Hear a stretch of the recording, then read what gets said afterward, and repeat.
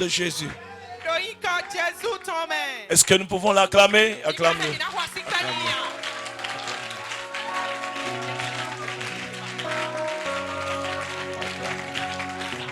Merci Seigneur. Merci Seigneur.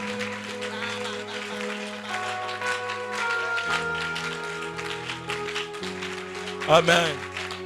Assois-toi dans sa présence. Que Dieu te bénisse. Bénissons Seigneur pour sa présence au milieu de nous. Il faut vraiment profiter au maximum de sa présence. Gloire à Jésus. Oui, le Seigneur est présent. Il est vraiment présent au milieu de ton peuple. Et profites-en, profites-en. Ne viens jamais comme un visiteur, mais viens parce que tu veux rencontrer le Seigneur. Si tu le cherches, tu vas le trouver. Il se laisse toujours trouver par ceux qui le cherchent. Gloire à Jésus. Alléluia. Et Dieu est en train de faire quelque chose qu'il a résolu faire. Et personne ne peut l'empêcher de le faire.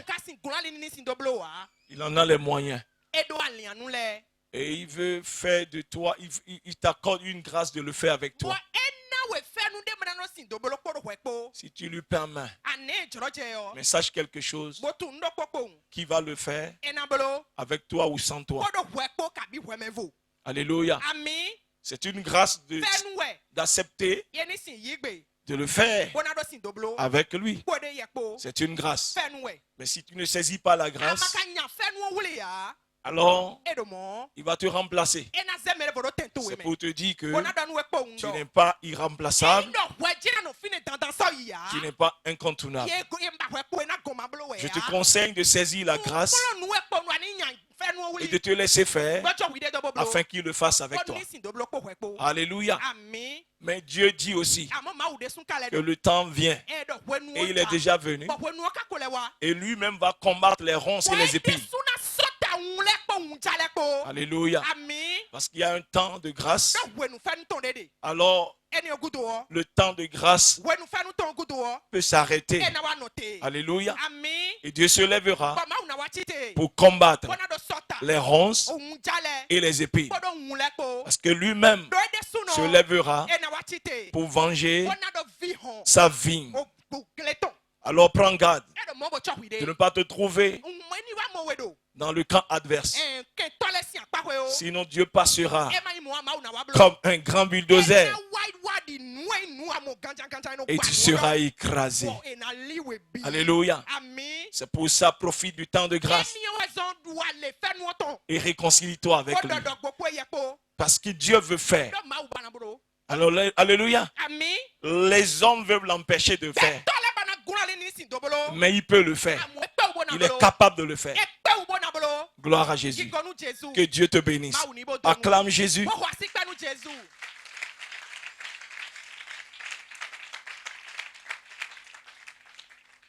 Ce que Dieu m'a mis à cœur ce matin, je crois que lui-même il a déjà démontré, il a dit à travers les paroles qui ont été dites, les paroles de connaissance, les prophéties, tout ça. Je comprends que l'esprit est un, en effet. Je voulais te parler, te rappeler ton ministère. Le ministère de la réconciliation.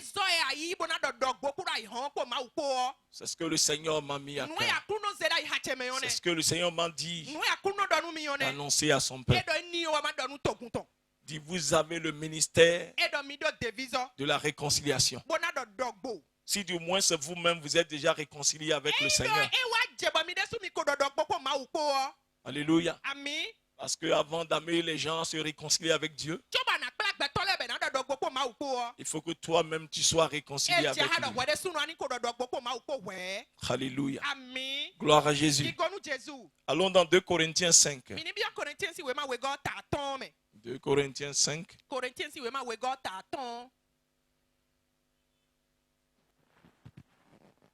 La Bible dit, à partir du verset 17, si quelqu'un est en Christ, il est une nouvelle créature. Les choses anciennes sont passées. Voici, toutes choses sont devenues nouvelles. Et tout cela vient de Dieu, qui nous a réconciliés avec lui par Christ, et qui nous a donné le ministère de la réconciliation.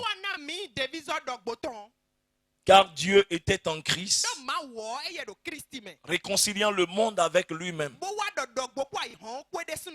en n'imputant point aux hommes leurs offenses. Et il a mis en nous la parole de la réconciliation. Nous faisons donc les fonctions d'ambassadeurs pour Christ. Comme si Dieu exhortait par nous. Nous vous en supplions. Nous vous en supplions. Au nom de Christ, soyez réconciliés avec Dieu. Celui qui n'a point connu le péché, il a fait devenir péché pour nous, afin que nous devenions en lui justice de Dieu. Alléluia. Alléluia. Nous vous en supplions. Soyez réconciliés avec Dieu. Alléluia. Parce que quand je lis cela, c'est ce verset qui captive trop vraiment mon attention. Parce que quand Paul dit aux Corinthiens, je vous en supplie, soyez réconciliés avec Dieu. Mais pourquoi faut-il supplier? Parce que quand on supplie pour quelque chose, cette chose doit être vraiment importante. Quand tu dis je t'en supplie, donne-moi, on va se poser la question de savoir, mais qu'est-ce que la chose? C'est quoi vraiment la chose pour qu'il supplie? La chose doit avoir une grande valeur. C'est pourquoi il supplie. Mais il ne supplie pas pour lui-même, mais il supplie ceux-là qui doivent bénéficier même de la chose. C'est parce qu'il sait quelque chose. Il connaît quelque chose. Alléluia. Parce qu'il sait que c'est terrible de ne pas se réconcilier avec Dieu. Il dit c'est tellement grave. Il n'y a rien de plus grave que de ne pas être quoi?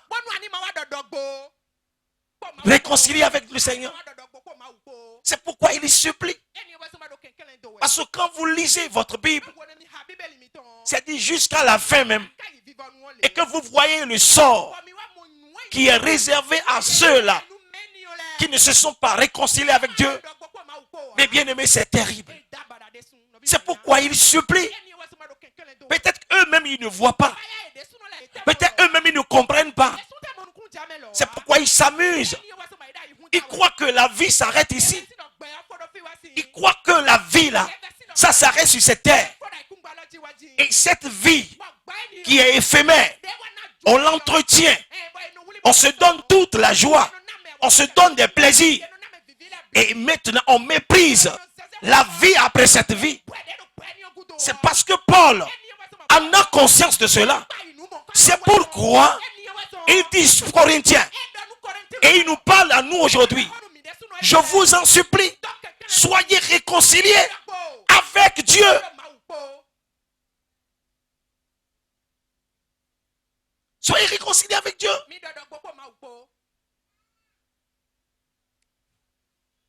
Parce que à cause du péché, nous étions séparés de Dieu.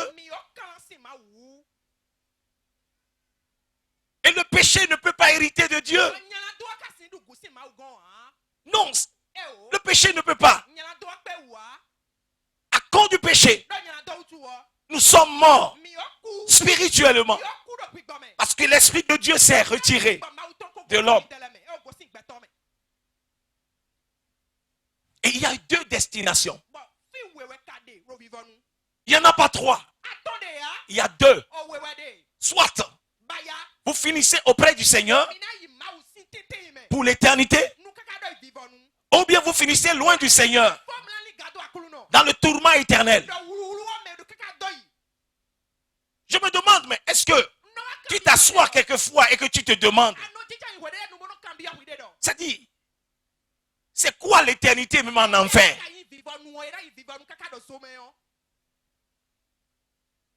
Gloire à Jésus. Parce que même le diable réussit aujourd'hui à amener les chrétiens à perdre de vue ce que c'est que l'éternité en enfer.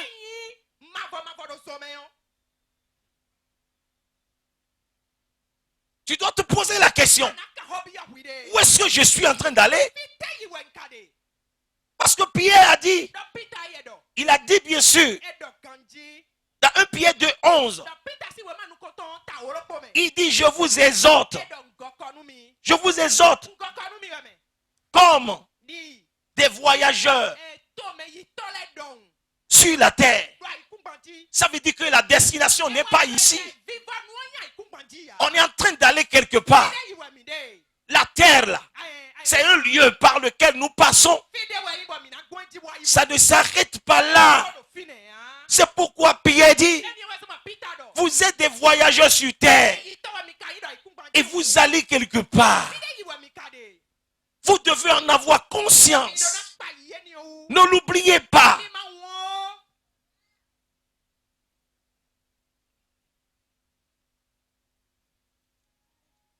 Il dit, bien-aimé, 11.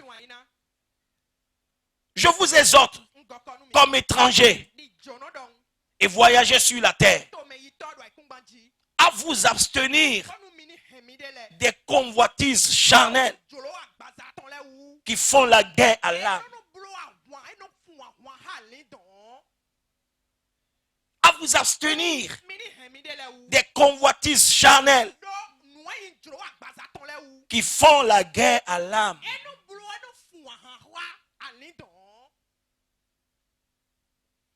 Ayez au milieu des païens une bonne conduite. Il est en train de s'adresser à qui? À qui? À ceux-là qui sont devenus des enfants de Dieu.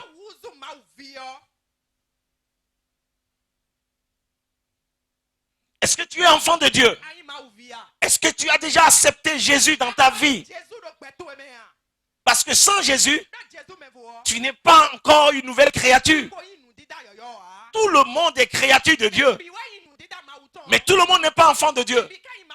Ceux-là qui vivront auprès de Dieu après cette vie sur cette terre, ce sont ses enfants.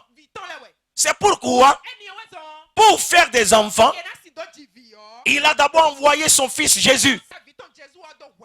Gloire à Jésus. Jésus est venu pour réconcilier le monde avec son Père. Et pour cette réconciliation, le prix que cela a demandé est tellement fort. C'est son sang. Il a versé son sang.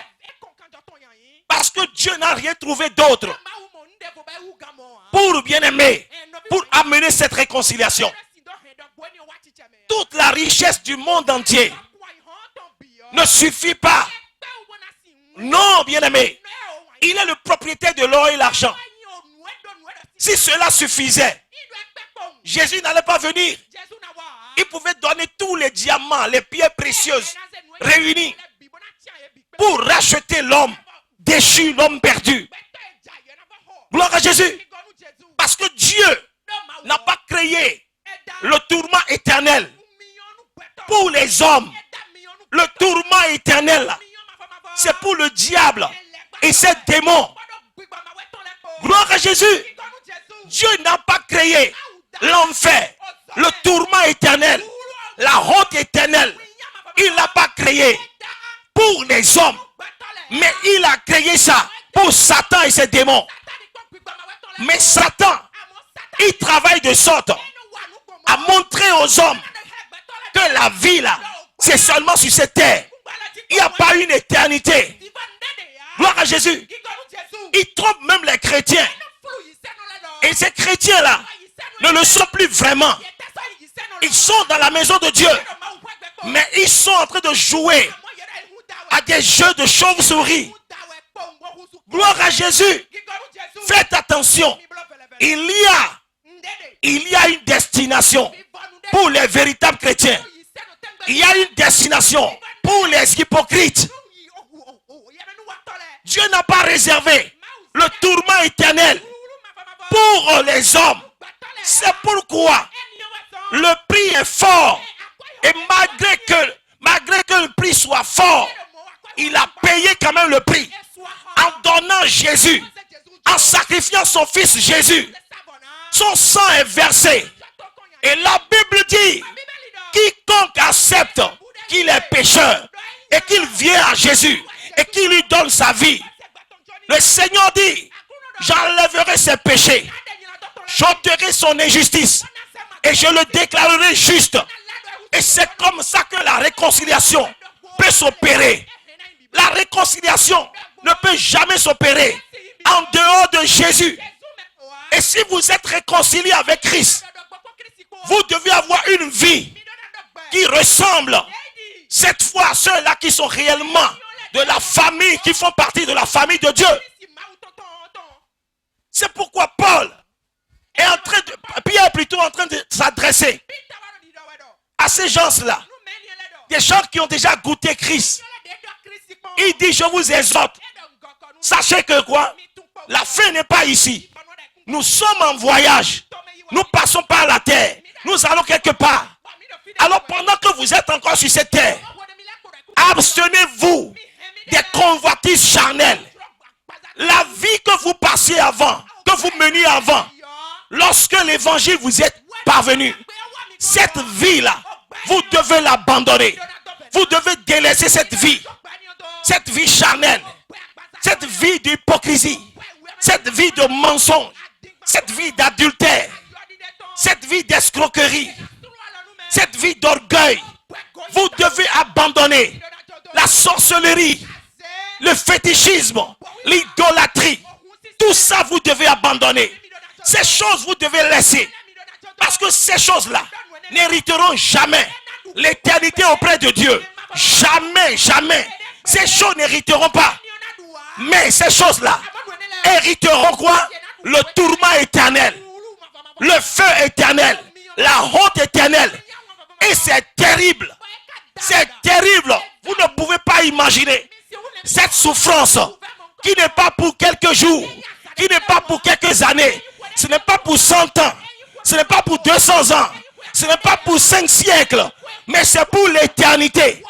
Et c'est cela que je veux vous épargner. C'est ce que Paul dit. Et c'est pourquoi il dit, je vous en supplie, soyez réconciliés avec Dieu.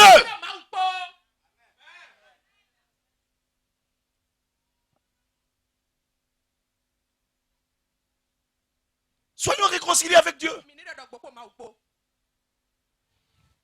Et si tu es réconcilié avec Dieu,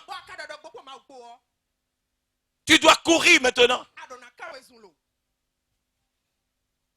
pour réconcilier les autres hommes avec Dieu. Parce que je m'adresse à 2 catégories de personnes de la part du Seigneur. Si tu es ici et que tu n'es pas encore réconcilié avec Dieu, il faut que tu prennes la décision maintenant de te réconcilier avec lui. De finir avec cette vie hypocrite. Le Seigneur te fait grâce. C'est pourquoi il t'a donné encore aujourd'hui la vie. Tu as déjà tellement entendu, mais tu entends encore à nouveau. Et il faut prendre la décision pour ta vie. Il faut arrêter. Il faut arrêter cette vie d'hypocrisie. Abandonne. Le Seigneur t'aime. Viens à lui. Donne-lui ta vie. Gloire à Jésus. Donne-lui ta vie. Ce n'est pas le nombre d'années que tu as compté dans l'église de Dieu. Non, ce n'est pas ça qui te donne le ciel. Non. Mais quel est vraiment ton cœur, l'état de ton cœur? Quelle est ta relation avec Dieu? Tu l'as accepté. Est-ce que tu vis désormais pour lui? Sois réconcilié avec Dieu. Maintenant, pour vous qui êtes réconciliés avec Dieu, sachez que nous avons le ministère de la réconciliation. Nous devons courir parce qu'il n'y a plus de temps à perdre. Il n'y a plus de temps à perdre. Et je vous dis que le Saint-Esprit est tellement frustré et attristé en nous parce que nous avons gardé le ministère de la réconciliation. Et les gens meurent tous les jours pour aller où? Pour aller dans le tourment éternel. C'est pas dans la semaine je priais, le Seigneur me transmettait son cœur, je pleurais. Parce que l'église s'assoit en train de penser à ses propres problèmes. Focaliser sur mon problème. Les gens meurent sans Jésus. Ce témoignage, je l'ai lu ou bien je l'ai écouté dans la semaine. Je vais essayer quand même de vous conter le témoignage. Il me semble qu'un homme de Dieu avec son fils de 11 ans, ils ont l'habitude d'annoncer l'évangile les week-ends. Et ça fait qu'un samedi ou bien ça fait un week-end, un jour de week-end. Ce jour-là, il pleuvait, il faisait frais.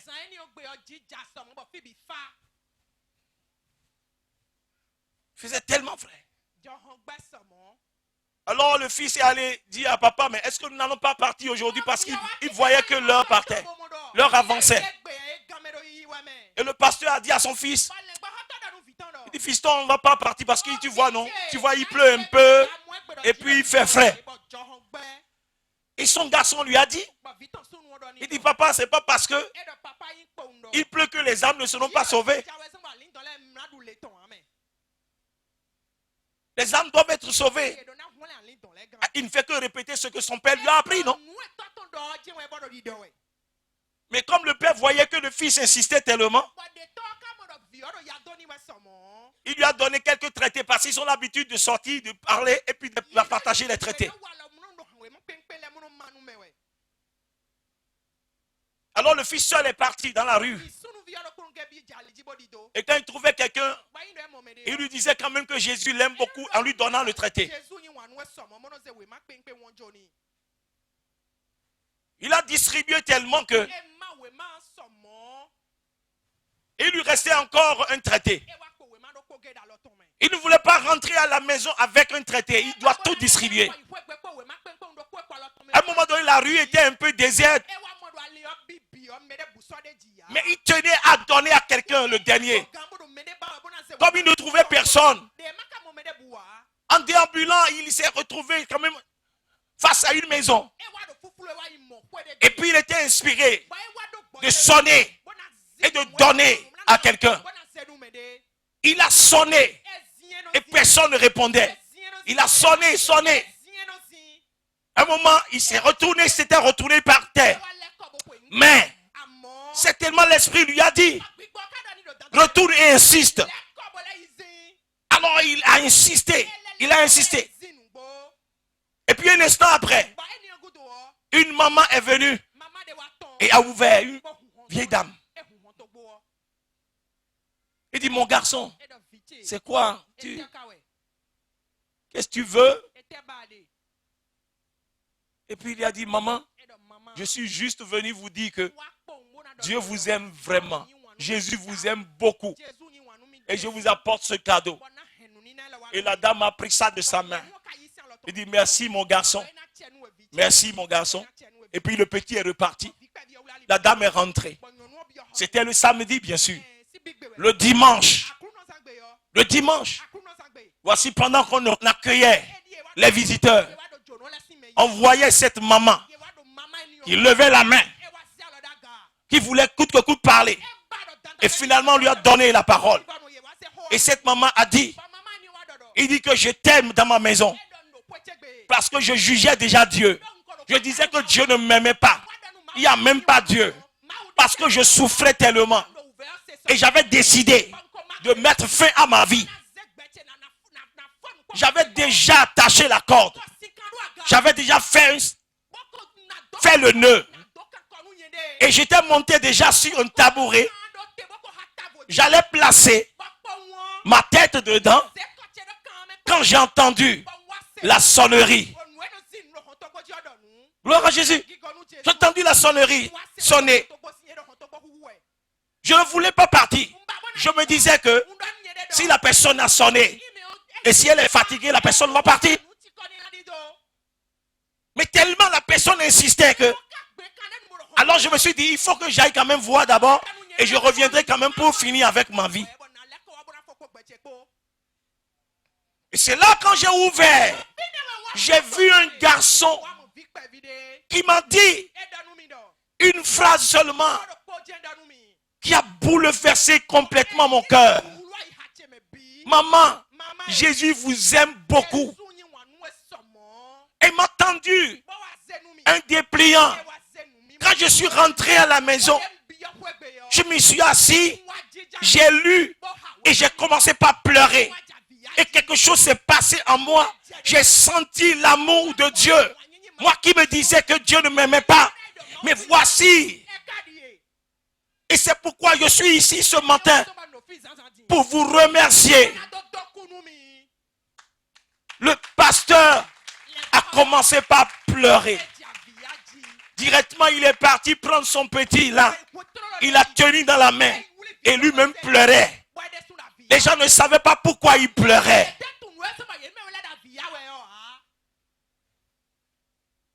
Gloire à Jésus. Parce que si le petit n'avait pas insisté, s'il n'avait pas dit, papa, est-ce que c'est parce qu'il pleut que les âmes ne seront pas sauvées? Bien-aimé, cette maman allait mourir et partir directement où? En enfer.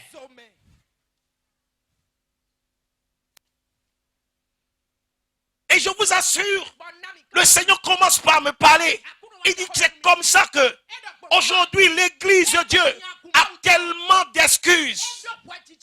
Nous avons tellement d'excuses pour ne pas annoncer l'évangile. Pour ne pas dire à quelqu'un que Dieu l'aime. Et c'est comme ça que des gens nous côtoient. Nous les côtoyons. Nous les côtoyons. Nous marchons auprès d'eux. Nous vivons des années à leur côté. Ils vivent un tourment. Ils vivent en ennemi de la croix. Parce qu'ils ne connaissent pas Jésus. Mais je veux parler en eux. Je veux parler à travers mes enfants. Je vais utiliser leur bouche. Mais ils ne me m'accordent pas leur bouche. Je vais utiliser leurs mains pour imposer la main à quelqu'un. Pour que la personne soit guérie. Et que cette personne me connaisse. Mais ils me refusent leurs mains. Je vais utiliser leurs pieds pour aller dans une maison, pour aller à l'hôpital, pour aller au marché, pour aller sur la plage, pour dire à quelqu'un que je l'aime. Mais ils m'ont refusé leurs pieds, ils m'ont refusé leurs mains, ils m'ont refusé leur bouche. Et ils sont focalisés tout le temps sur leurs besoins.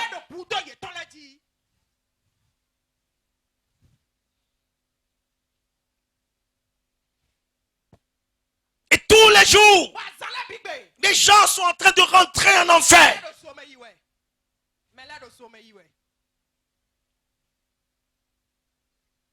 Tous les jours, ils sont en train de rentrer en enfer. Parce que mes enfants ne cessent pas leur ministère. Le ministère de la réconciliation.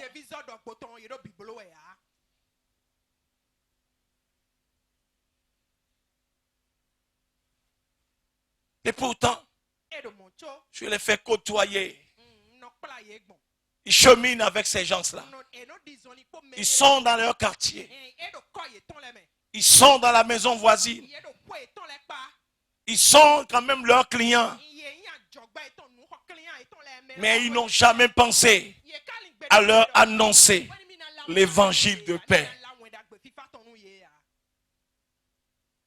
Et c'est comme ça que cette maman a été sauvée.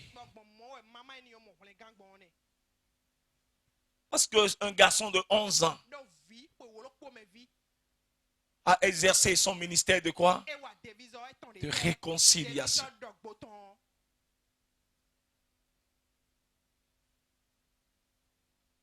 Bien-aimé, le Seigneur m'a rappelé encore une histoire, un témoin que j'ai lu il y a longtemps. Je vais te lire. Vous connaissez l'histoire de Titanic?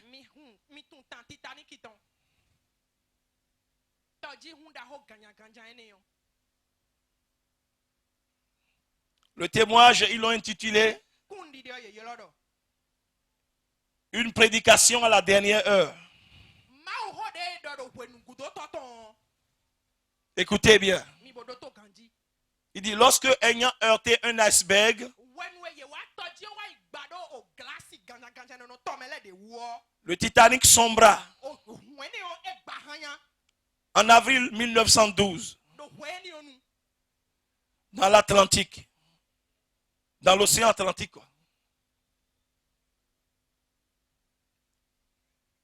Il se trouvait parmi les passagers un jeune chrétien.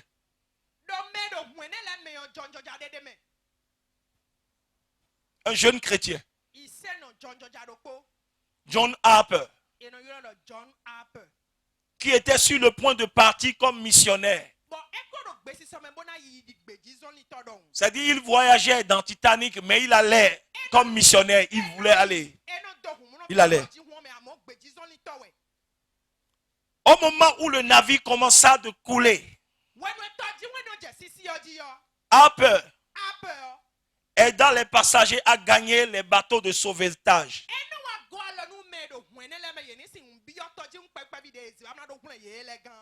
Mais il refusa d'y entrer lui-même. Il aidait les autres à les faire rentrer. Il avait l'opportunité lui aussi de se sauver, de rentrer dans ces petits bateaux de sauvetage.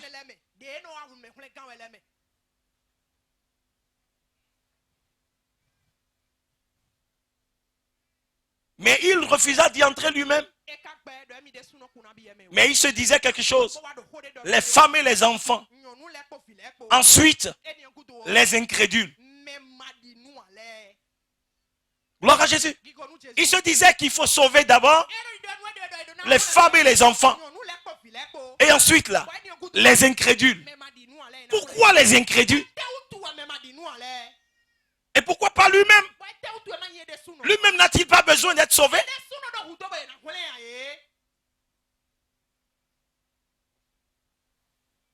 L'histoire dit que par la suite, un Écossais,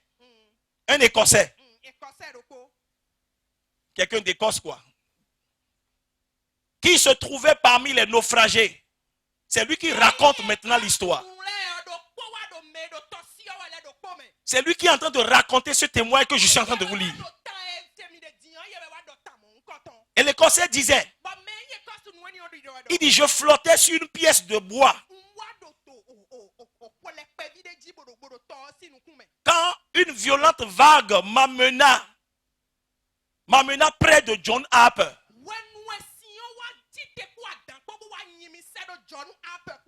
Lui aussi était accroché à une pièce de bois. Et John Harper me cria. Il dit, mon ami, êtes-vous sauvé? Non, répondis-je. Il continua d'une voix forte. Il dit, croyez au Seigneur Jésus et vous serez sauvés. C'est ce que John Harper a dit à l'Écossais. Pendant que lui-même il était accroché à une pièce de bois. Dans cet océan glacial. Gloire à Jésus. Croyez au Seigneur Jésus et vous serez sauvés. Il dit, ce furent ses dernières paroles. L'instant d'après, il coula à pic. Alors, en plein océan, et au cours des heures si tragiques qui suivirent, je me tournai vers le Sauveur et remis ma vie entre ses mains. Je fus ainsi le dernier homme amené à Dieu par John Harper. Pendant que lui-même a coulé à pic. Parce que sa vie, comme Paul a dit, la mort m'est un gain. Christ est ma vie. Le véritable réconcilié avec le Seigneur, il ne s'inquiète pas pour les choses de ce siècle. Il a l'assurance de là où il va. Et bien aimé, et sa course, c'est d'amener des gens, des hommes égarés, à être prêts à aller là où lui-même il va. Sinon, il avait la possibilité de rentrer où? Dans ce bateau de sauvetage pour se sauver. Et c'est ce que les chrétiens d'aujourd'hui sont devenus. On vient à l'église pour soi-même. On prie Dieu pour soi-même. On cherche Dieu pour soi-même. Mais on ne rentre pas dans les pensées de Dieu. Dieu veut que tous les hommes soient sauvés. Et on ne pense pas cela. On vient à l'église. On vient pour nos problèmes. Si les problèmes tardent à être résolus, alors nous refroidissons, nous manquons l'église et nous vaquons à d'autres occupations. Bien-aimés, nous avons le ministère de la réconciliation. Beaucoup de gens sont en train de parcourir un chemin qui les conduit, bien-aimés, en enfer. Ils sont dans les rues, ils sont au marché, ils font partie de ta clientèle. Ils viennent visiter ta boutique, ils viennent visiter ton atelier. Et le Seigneur veut utiliser ta bouche pour que tu leur dises que Jésus les aime. Ils sont même fâchés avec Dieu. Parce qu'ils ont vu la dureté de la vie. Personne ne leur a annoncé vraiment l'amour de Jésus. Jésus veut seulement utiliser ta bouche. Il veut utiliser tes pieds. Mais bien aimé, tu es focalisé sur toi-même, sur l'intérêt, tes intérêts propres. Nous avons le ministère de la réconciliation. Quelqu'un a besoin seulement d'entendre Jésus t'aime pour qu'il abandonne la voie des ténèbres et qu'il choisisse Jésus-Christ. Harper avait la possibilité de se sauver. Mais lui, il savait déjà là où il allait. Il savait. Il savait. Même s'il mourait, il savait là où il allait. Il a cette espérance. Il connaît la gloire de l'héritage qui est attaché à l'appel que Dieu lui a adressé. Et c'est parce que nous n'avons pas la révélation de la gloire de l'héritage que Dieu nous a réservé. C'est pourquoi nous nous laissons entraîner par n'importe quel vent. Gloire à Jésus. Bien-aimé, la chose qui rend heureux, plus heureux, le Seigneur aujourd'hui, bien-aimé, c'est une âme. Le Seigneur connaît nos besoins. Il connaît, bien-aimé, ce dont nous souffrons. Mais courez de manière, bien-aimé, à satisfaire ses besoins. Et son besoin suprême, son plus grand besoin est qu'un homme soit sauvé.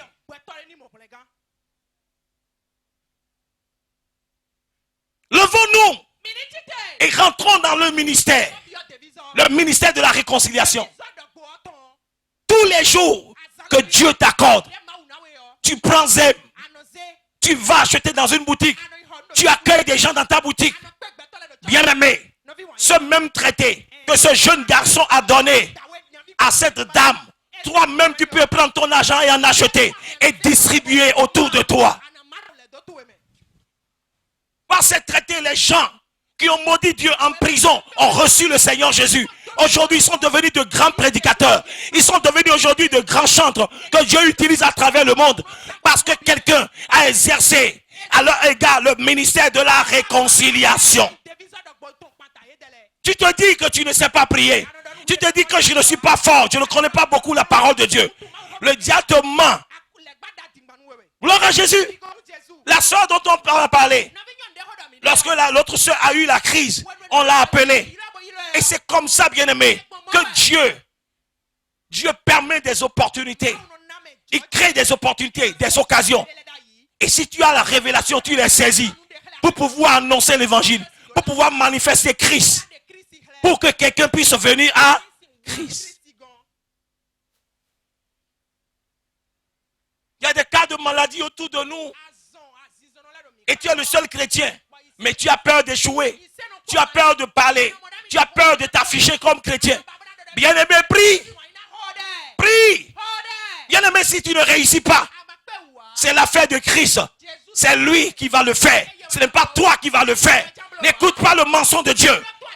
Le Seigneur permet des situations pour se manifester. Ce n'est pas toi qui vas le faire. Des fois, il te dit, si tu le fais maintenant, ah non, mais bien-aimé, si tu le fais maintenant et que ça ne réussit pas, mais bien-aimé, peu importe. Il y a un père qui a dit, on lui a demandé, donc les morts là, on peut ressusciter. Il dit, si Dieu a dit que vous allez les ressusciter, alors vous pouvez les ressusciter. Il dit, mais si je vais vers le premier mort et que je prie que le mort ne ressuscite pas, alors qu'est-ce que je vais faire? Il dit, laisse le premier, va vers le deuxième mort. Il dit, si le deuxième ne ressuscite pas, va vers le troisième.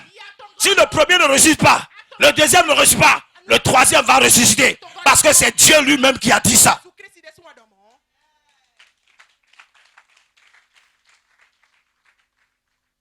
Si ça ne marche pas, c'est sa honte. Quand il dit que toi tu te contentes d'ouvrir ta bouche pour parler, voici les miracles qui accompagneront ceux qui auront cru. Il n'a pas dit que les miracles accompagneront seulement les pasteurs. Il n'a pas dit qu'il accompagnera bien même les évangélistes, les apôtres. Mais tous ceux-là qui auront cru. Si tu as réellement l'Esprit de Dieu en toi, l'Esprit de Dieu qui est en toi n'est pas différent de l'Esprit de Dieu qui est en moi. C'est le même esprit. Il a besoin seulement de quelqu'un qui croit en lui. Tu accompliras même des exploits que ton pasteur n'a pas accomplis. Parce que ce n'est pas le pasteur qui accomplit, mais c'est celui qui est dans le pasteur qui accomplit. Et cette même personne est en toi.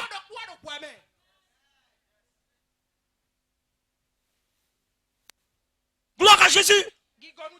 Toutes les fois que tu as envie de prendre de l'air à la plage, sache que dans ce monde-là, il y a quelqu'un qui a besoin d'entendre Jésus t'aime.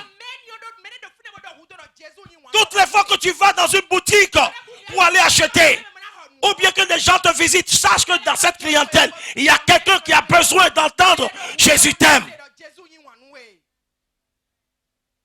Dans ta famille, quelqu'un en a besoin. On n'a pas besoin, bien-aimé, d'installer déjà une estrade pour que tu sois le grand évangéliste pour prêcher l'évangile. Non. Même quand tu prends Zemijan, même sur le Zemijaman a besoin d'entendre. Si vous êtes attentif à la voix du Seigneur, le Saint-Esprit va vous parler. Parle de Jésus à cet homme. Vous commencez par parler, la personne commence par pleurer. Il y a des gens, vous les voyez. Apparemment, ils sont pleins d'assurance. Mais en réalité, ils ont tous les problèmes de ce monde. Des gens que vous rencontrez et qui savaient que le soir même, ils allaient mettre fin à leur vie. Ils ont déjà préparé des comprimés, des centaines de comprimés pour avaler. Et ils se disaient, c'est le dernier jour. À la maison maintenant, le soir, je vais me supprimer la vie. Et pendant ce temps, toi, quand Dieu trouve un disciple accompli qui est attentif à sa voix, il lui dit, voilà quelqu'un, prêche-lui l'évangile. Tu obéis, tu lui parles. Cette personne abandonne, bien-aimé, ce forfait. Tu lui as sauvé la vie. Rien ne lui donne autant de joie que le salut des âmes, bien-aimés. C'est ce que le Seigneur m'a dit de vous dire. Pas de vous dire, de nous dire. Le ministère de la réconciliation. Il connaît tes problèmes. Il n'ignore pas tes problèmes. Il les connaît. Mais le monde court à sa fin. Voyez ce que la jeunesse est devenue, ce que le diable fait avec la jeunesse. Mais quel projet avez-vous pour cette jeunesse? Des gens chaque jour, par crainte de la mort, ils sont en train d'investir des fortunes bien dans le fétichisme. Ils n'ont pas cette paix, mais ils continuent toujours de le faire. Mais pendant ce temps-là, où sont ceux-là qui doivent manifester Christ? Philippe n'était pas un pasteur, il n'était pas un apôtre. Bien aimé, au cours d'une persécution seulement, où les gens ont pris la fuite, Philippe aussi avait pris la fuite. Et il s'est retrouvé où? Il s'est retrouvé où? À Samarie. Alors il a vu que c'est une opportunité, c'est une occasion. Il a oublié même sa persécution. Voilà une occasion. Voilà des âmes qui ont besoin. Il a prêché l'évangile. Et Dieu était avec lui. Il y a eu des guérisons. Il y a eu des miracles. Nous avons longtemps pleuré dans les oreilles du Seigneur. Il en a assez. Il en a marre. Il en a marre. Comme s'il ne voyait pas. Comme s'il ne connaissait pas nos problèmes. Il les connaît mieux que nous-mêmes. Et il détient la solution. Mais lui-même, il a un besoin. Un besoin crucial. Un besoin capital. Il veut que tous les hommes soient sauvés. Quand nous critiquons même les politiciens. Et nous disons toutes sortes d'eux. Mais bien aimé, Dieu veut leur salut. Qui a déjà pris 3 jours pour prier pour ses autorités? La Bible a dit, Dieu veut que tous les hommes soient sauvés. Levons-nous. Rentrons-nous dans notre ministère. Le ministère de la réconciliation. Christ est ma vie. La mort m'est un gain. C'est ce que Paul a dit. Quand vous lisez, vous continuez cette lecture, il dit quoi?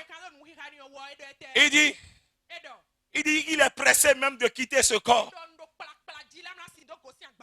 pour aller vivre auprès du Seigneur. Parce qu'il croit que c'est ce qui est le meilleur. Parce qu'il connaît. Il sait là où il va. Église de Dieu, priez la prière de Paul aux Éphésiens. Si nous comprenons, si nous avons la révélation de la grandeur, de l'héritage qui est attaché à notre appel, nous n'allons pas nous amuser avec la vie chrétienne. Aujourd'hui, on s'amuse beaucoup avec la vie chrétienne. Dieu est quelqu'un maintenant qu'il faut venir voir, à qui il faut faire plaisir de temps en temps. Non, il ne mérite pas ça de notre part. Il a sacrifié ce qui lui est cher. Son fils Jésus, qui a laissé sa gloire, qui a laissé la louange des anges et qui est venu ici, sur la terre, mourir à la croix à cause de toi, à cause de moi. Et si tu ne vas pas annoncer aux hommes qui se perdent, tu es en train de dire qu'il a gaspillé son sang.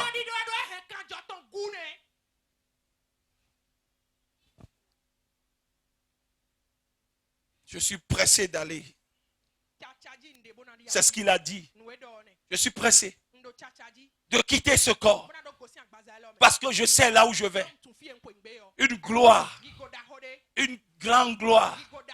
Mais je veux encore rester dans ce corps à cause de vous. Pour vous mener encore. Pour vous soutenir encore. Pour vous conduire encore. C'est ce que Paul a dit. Mais aujourd'hui là, notre problème, Seigneur, je dois avoir d'abord ma voiture. Quelqu'un dit, mais Seigneur, si je n'ai pas mon jet privé, ne reviens pas. Ah bon? Ton jet privé. Si moi je n'ai pas le jet privé, ne reviens pas. Il n'a pas dit, si Seigneur, si tu ne donnes pas la grâce de gagner au moins 100 âmes pour toi là, ne reviens pas, il n'a pas dit ça. Mais si je n'ai pas mon jet privé, ne viens pas. Seigneur, si je ne me marie pas encore, ne reviens pas. Si je n'ai pas encore ma belle voiture là, ma Ferrari là, ne viens pas. Comme si les Ferrari vont rentrer au ciel avec toi. Toutes ces choses vont passer avec le feu. Toutes ces choses vont passer avec le feu. Gloire à Jésus. Le salut des âmes, bien-aimés. C'est ça qui doit occuper notre esprit, notre cœur plus que tout. Parce que nous avons ce ministère. Et le Seigneur nous demandera compte. Parce que la Bible dit, si j'ai vu le méchant dans sa méchanceté, et je sais qu'il va mourir dans la méchanceté, et que toi, le juste, je te dis, va et dis-lui de se repentir, de revenir de sa méchanceté. Et que toi, par amour pour toi-même, tu n'annonces pas, tu ne dis pas ça, et qu'il meurt dans sa méchanceté. Dieu dit, je vais te demander son sang.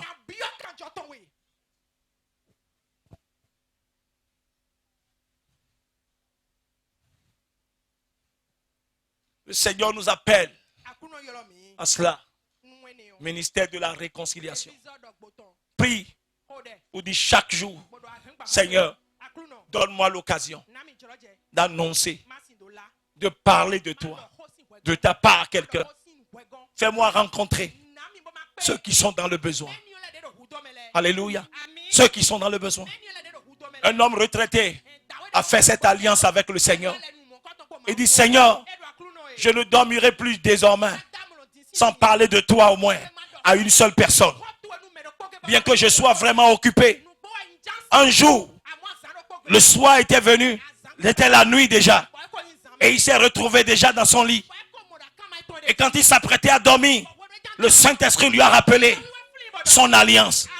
Alors bien-aimé, alors il s'était rendu compte que durant toute la journée, il n'a pas dit à quelqu'un que Jésus l'aime. Il n'a pas prêché l'évangile. Alors il est redescendu de son lit. Il est remonté dans la rue, cherchant quelqu'un. Et lorsqu'il a finalement trouvé quelqu'un, un soulard, et quand il lui a prêché, cette personne en pleurant a accepté Jésus. Et cet homme a dit, Seigneur, j'ai accompli ma part de contrat. Et puis il est parti se coucher. C'est l'alliance qu'il a faite avec Dieu. Et je vous assure que bien aimé dans le royaume de Dieu, c'est les grands ça. C'est les plus grands. Gloire à Jésus. Levons-nous et exerçons notre ministère de réconciliation. Le monde court à sa perte. Les gens vont en enfer. Ils sont dans les bars. Ils sont dans les boîtes de nuit. Vous-même déjà, acceptez d'être réconcilié avec le Seigneur. N'abandonnez pas votre assurance. Ne retournez pas à ce que vous avez vomi. Parce que ne vivez plus dans l'hypocrisie. Parce qu'aujourd'hui, l'église est devenue bien aimée un scandale pour le monde. À cause de nos actes, à cause de nos comportements, à cause de nos propos, les gens ne veulent plus venir au Seigneur. Parce qu'ils disent, si c'est ça la vie chrétienne, je préfère rester là où je suis. Parce que nous ne sommes pas des modèles dans nos quartiers, dans nos services. Nous avons nos épouses et nous cherchons encore des femmes ailleurs. Nous avons des maîtresses et nous disons que nous sommes chrétiens. Mais qui va accepter ton Jésus? Qui va accepter ce Jésus? Si on voit la vie que tu mènes dans ton quartier, on voit la vie que tu mènes dans ton service. Si c'est toi la chrétienne qui court de cher service en cher service, qui court de directeur en directeur, à qui tu vas annoncer l'évangile de Jésus?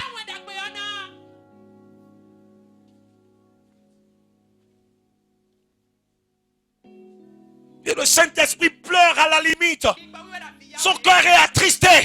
Parce que ceux qui sont censés manifester Jésus-Christ eux-mêmes, ils ne connaissent pas Jésus. Et le Seigneur pleure. Il nous aime, bien-aimés. Il ne nous juge pas ce matin. Est-ce que nous pouvons baisser notre tête pour dire, Seigneur, nous voici, nous sommes prêts. Nous voulons parler de toi.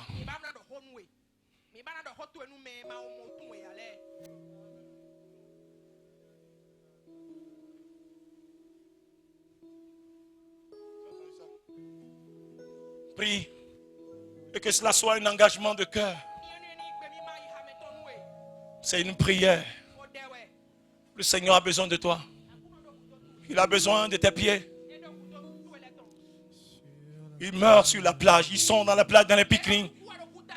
Il a déjà prévu cette semaine qui va commencer de tuer des gens. Il a déjà programmé des gens pour des accidents. Des nuits, je suis en train de prier. Le Saint-Esprit me dit, prie pour quelqu'un maintenant.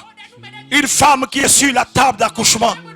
Les sorciers l'ont tenue et veulent lui prendre la vie avec l'enfant.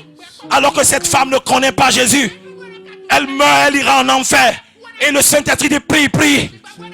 Des fois j'entends, il me dit, quelqu'un maintenant est sur le chemin, en train de voyager. Et on a placé une embuscade pour lui. Et cette personne va mourir sans Christ. Prie et refuse que cette personne ne mourra pas. Refuse. Des fois je suis là, le Seigneur dit, prie pour quelqu'un. Quelqu'un devant un verre d'eau avec des médicaments, il veut se supprimer la vie. Prie. Prie afin que cela n'arrive pas. Le diable est en train de l'oppresser. Il est dans la détresse. Le Seigneur me dit, et puis je prie.